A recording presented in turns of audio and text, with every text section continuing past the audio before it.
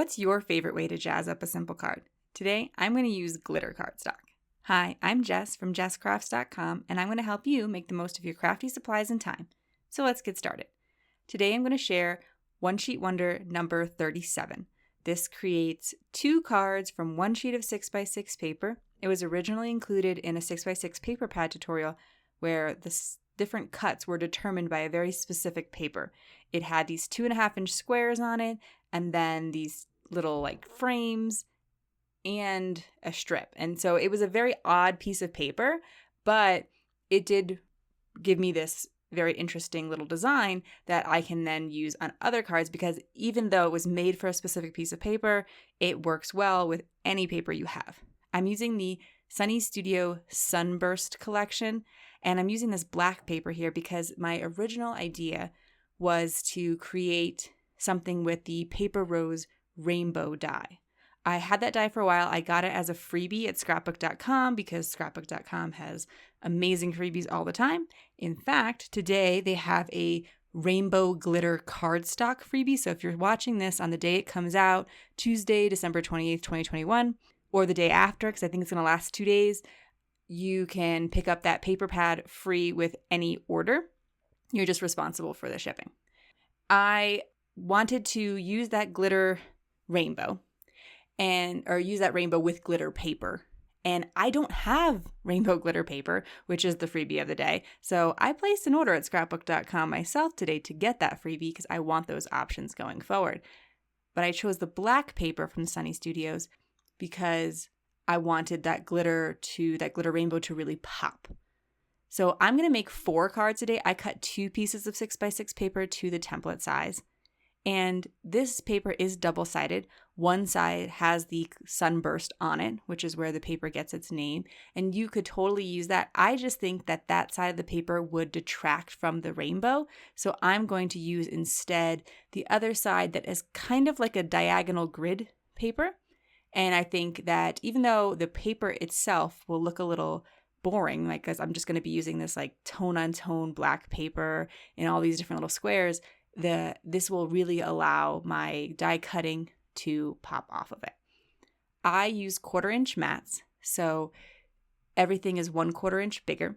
You do not have to worry about what measurements I am cutting everything to, and that's why I don't talk about them too much in the video, because that is a template that you can go to my blog and download. You can print it in black or white or color, whichever one, because the measurements are on it, so it's really clear. And then the sketch shows you how to assemble them, and it tells you the measurements for the mat.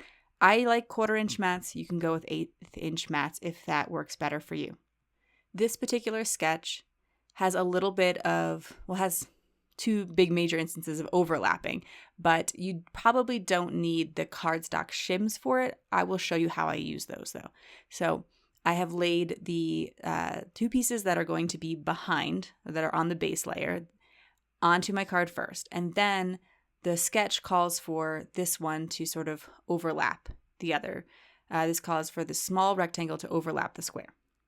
With that in mind, I'm taking a little extra cardstock scrap and I'm placing it underneath the part that isn't overlapping the square, just so that things are nice and even and there's no little bump in the cardstock. And I'll do the same thing for this other square.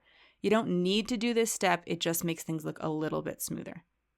So here I have die cut out the rainbow from Paper Rose. I die cut it out of 4 pieces of glitter cardstock because there are 4 sections of this rainbow, 3 little arches and then a heart.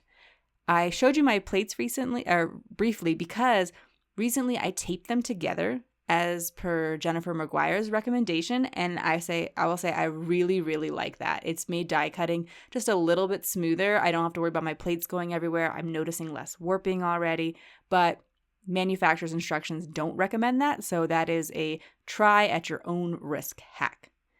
I want to lay my die cuts down.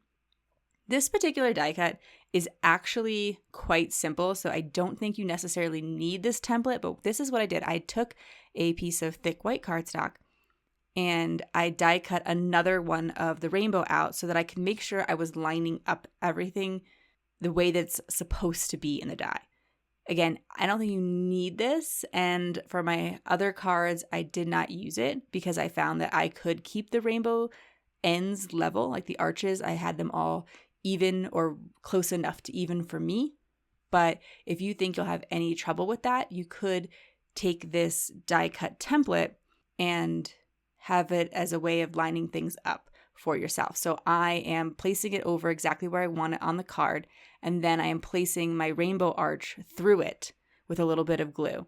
And I have to pull up the template. So I'm placing it down and then I'm holding it in place while I pull up the template, because if I don't hold it in place, the glue hasn't dried yet. You could try letting the glue dry before you pull up your template, but I'm just afraid that you might accidentally glue a little bit onto it. So I just kind of prefer to pull it up as I go. Then I'm ready to finish off my card, and I chose this Hugs word and shadow die from Paper Rose as well. I put the die cut hugs on a white background because I thought they would really pop off that easily. And I chose purple for all of my cards just because I rarely use purple, but I really like it. And so I thought this was a good opportunity. Now, this particular rainbow does not have every color of the rainbow in it, but I still think if you go in color order, it's a fun way of doing a little mini rainbow. If you found this video inspiring, here's another video where you can find more ideas for enjoying your crafty time and supplies. Let me know you like this video with a share to your crafty community, subscribe and click the bell so you don't miss the next template or tutorial, and check the video description for product links. See you in the next video.